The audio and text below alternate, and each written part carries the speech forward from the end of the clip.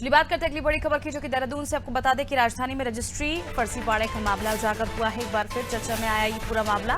रक्षा मंत्रालय की भूमि के फर्जी दस्तावेज बनाए गए हैं। 55 बीघा जमीन पर कब्जा करने की साजिश की थी। न्यायालय तक लड़ाई लड़ने की भी रणनीति जो है वो बना ली गई थी। देखिए एक बड़ा खुलासा, बड़ा चौंकाने वाला खुलासा, जहां रक्षा मंत्रालय की 55 बीघा जमीन के भी फर्जी दस्तावेज जो है वो बना डाले हैं।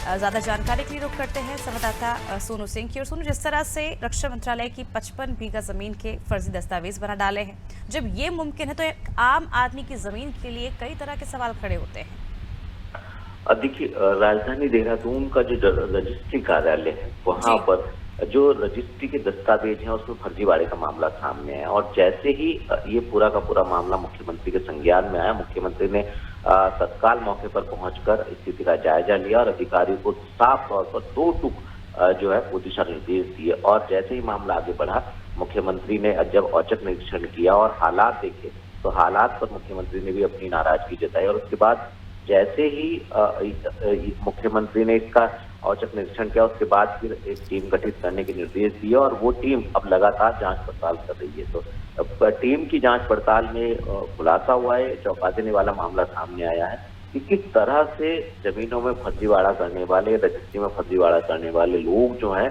ये जो पूरा का पूरा नेटवर्क है, किस तरह से काम कर रहा है, कैसे सरकारी भूमि पर फर्जी दस्तावेज तैयार कर जो है उसको खुर्द-बुर्द करने की कोशिश कर रहा है। और शायद यही वजह है कि सरकारी तंत्र अब इसके लिए एक नहीं बल्कि अलग अलग स्तर पर जितनी भी सरकारी भूमि है उनकी मॉनिटरिंग कर रहा है, उसको डिजिटलाइज कर रहा है और इसके साथ साथ जो है वो उनकी मैपिंग भी करा रहा है। जीआईएस की मैपिंग भी हो रही है। तो ऐसे में ये माना जा रहा है कि सरकारी भूमियों पर आने वाले समय में लोग अवैध रूप से कब्जा नहीं कर पाएंगे और अतिक्रमण नहीं कर पाएंगे। और इसके साथ साथ जो है फर्जी दस्तावेज भी आने वाले समय में इस तरीके के नेटवर्क से जुड़े लोग जो हैं वो तैयार नहीं कर पाएंगे। लेकिन सवाल ये भी सोनू, जब इस तरह की घटनाएं, इस तरह के खुलासे सामने आते हैं, तो कहीं ना कहीं जो आम इंसान होता है, जो समाज होता है, उसमें एक नेगेटिव इम्पैक्ट पड़ता है।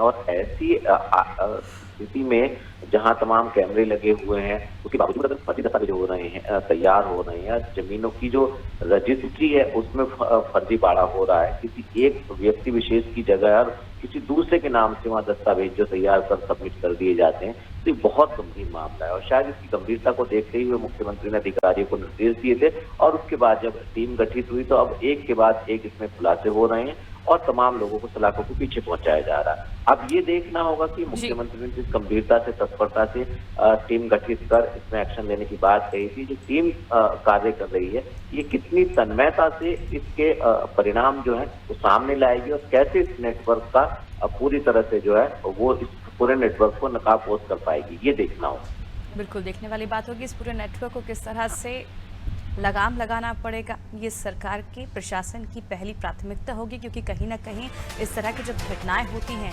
तो समाज में एक नेगेटिव इम्पैक्ट पहुंचता है सरकार प्रशासन की ओर से। देखिए जिस तरह से अब रजिस्ट्री फर्जीवाड़ा हुआ है और चौंकाने वाला खुलासा सामने आया है, कहीं ना कहीं ऐसे में जो आम लोग हैं उनके मन में भी कई तरह के सवाल पैदा